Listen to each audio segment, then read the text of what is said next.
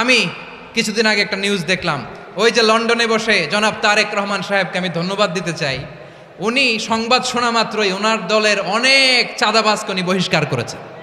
কোনো ব্যক্তির কারণে, কোনো নেতার কারণে, কোনো কর্মীর কারণে যদি মানুষের আস্থা নষ্ট হয়, তাকে আমরা ওন করতে পারবো না। বিকজ আমরা বহু ঝড় ঝঞ্ঝার ভিতর দিয়ে আজ এখানে এসে দাঁড়িয়েছি, বহু অত্যাচার নির্যাতনের ভেতর দিয়ে এখানে এসে দাঁড়িয়েছি আজকে আমরা। কাজেই আমাদের পক্ষে আর সম্ভব না যে কেউ নিজের বিষয়, নিজের স্বার্থ নিয়ে এমন কিছু করবে যেটা দলের স্বার্থকে আঘাত করবে, ক্ষতিগ্রস্ত করবে। তাকে আমাদের পক্ষে টানা সম্ভব না। আই ডু অ্যাপ্রিসিয়েট প্রতিটি দলের এরকম ইনিশিয়েটিভ নেওয়ার দরকার আছে না নাই? যে কোনো দলে এই প্র্যাকটিসটা থাকার দরকার আছে না নাই?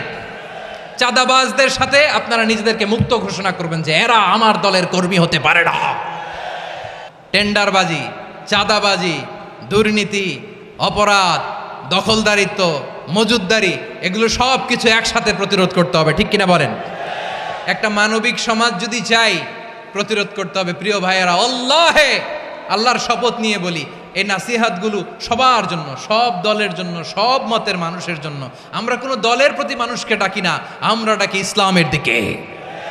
সব দলের, সব মতের, সব মানুষদেরকে আমরা আহ্বান জানাই, আসুন আমরা একটা সুন্দর সমাজ বিনির্মাণ করি। এই যে নতুন বাংলাদেশের এক সুযোগ এসেছে, আর জীবনে হয়তো আসবে না, সামনের 100 বছরে এই সময় আসবে না।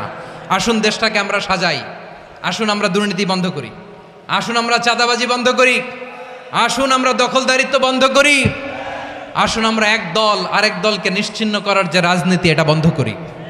সব দলের প্রতি আমার আহ্বান, আমরা চাঁদাবাজ মুক্ত বাংলাদেশ চাই, জুলুম মুক্ত বাংলাদেশ চাই, ফ্যাসিজম মুক্ত বাংলাদেশ চাই, গুণ খুন খারাপি মুক্ত বাংলাদেশ চাই। আমরা নতুন ভোরের বাংলাদেশ চাই। ওই বাংলাদেশ পাওয়ার জন্য মুনকার প্রতিরোধে, অন্যায় প্রতিরোধে যদি বাঘের বাচ্চার মতো, আবু সাঈদের মতো 2 হাত উঁচু করে, বুককে টান টান করে প্রসারিত করে দাঁড়াতে হয়, রাজি আছো মুসলমান? কারা কারা রাজি?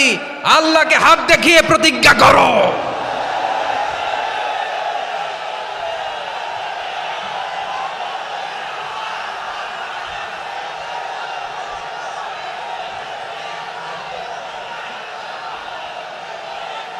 আমার প্রিয় ভাইয়েরা, বসুন বসুন আমার ভাইয়েরা।